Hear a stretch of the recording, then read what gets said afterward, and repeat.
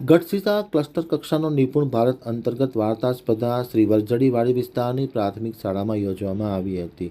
બાળકોએ ઉમંગભેર ભાગ લીધો હતો અને તમામ બાળકોને પ્રોત્સાહિત કરવામાં આવ્યા હતા.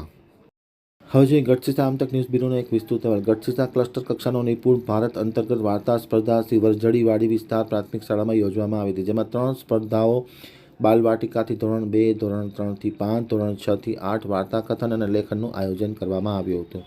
સ્પર્ધાઓ વિશે ગઢસીસાના પ્રજ્ઞેશભાઈ ત્રિવેદી અને CRC હિરેન વાસાણીએ માહિતી આપી હતી. ગઢસીસા ગ્રુપ શાળાના આચાર્ય શ્રીમતી જસ્મીનબેન ગોસ્વામી, યજમાન શાળાના આચાર્ય જયેશ રબારી, બડુભા રાઠોડ, મણિલાલભાઈ, આભાબેન પટેલ, રંજનબાળાબેન, ગૌરવભાઈ, શૈલેષભાઈ, રેખાબેન, અનિલભાઈ, ધીરજભાઈ, કિંજલબેન, નીતિનભાઈ તેમજ પેટા શાળાના આચાર્ય તથા અન્ય શિક્ષકગણ આ પ્રસંગે ખાસ ઉપસ્થિત રહ્યા હતા. સ્પર્ધામાં બાળકોને ઇનામ શ્રીમતી ગીતાબા વાઘેલા તરફથી આપવામાં આવ્યા હતા. આભાર વિધિ ચેતનભાઈ હિરપરા દ્વારા કરવામાં આવી હતી.